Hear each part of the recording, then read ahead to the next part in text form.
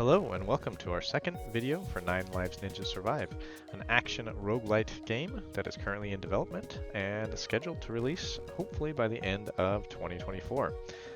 It's been about 2 months since the last video, so I just wanted to highlight some of the new art, the new UI and UX, the new song in the game, several new features, and just kind of show the progress from the last video.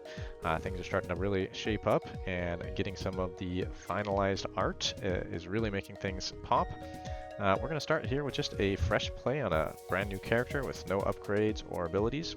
Here's our new level selection screen. Right now we only have one of the levels in, but it looks a lot better than our old tiled green fields that we had in before. Here is our new cat. He's got an idle animation. He can walk around. You can see he's got his sword slashes coming out there automatically, and he's also shooting a shuriken at the nearest enemy. We've got a dodge ability with a cooldown. You now know when you can dodge based on both on the clock underneath and the character flashing white to indicate that he's able to dodge again. In fact, we're going to use some dodge damage on this upgrade here. So as you dodge, you are invulnerable for a few frames, and you can deal damage back to the enemies as you dodge through them. If you look on the right, you'll see our emerald indicator that's going up as you collect emeralds. These are both your XP in the game and your currency between runs. We're going to upgrade our melee attack speed on this one. So now we're attacking a little bit faster. You can see we're still running around trying to dodge the enemies that are all coming towards you. On that very first level, we saw the new squirrel sprites that are in. The rest of the enemies are still placeholders. And our level up screen here has got a little bit more polish, but needs some work as well. We've also added in a new feature where you can double your spawn speed if you're really feeling confident. So we'll do that now and see how it turns out for us.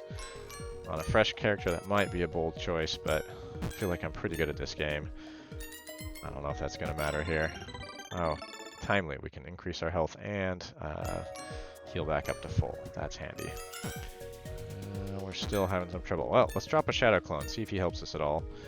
We've also got traps that can slow down and damage enemies. And we'll do a bit more dodge damage here. Keep this build going. We're not doing too bad for our first run here. Oh, these guys are a little bit bigger, a little bit trickier. We'll go ahead and let this run in so we can show off some of the new features back in the menu. In the upper right here, you'll see we've got our Steam ID and our emerald balance coming through. Those emeralds can be used in a couple of different ways. Primarily, though, they're going to be in your upgrade screen. So in here, this is still all placeholder, but I gave us a lot of emeralds, so we can go ahead and just put in a bunch of different upgrades here and see how that affects our next run.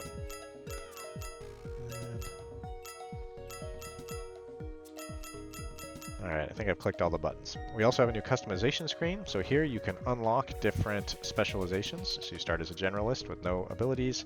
We've got our geologist, our trapologist, our clonologist, the swordologist, and of course the very popular shurikenologist.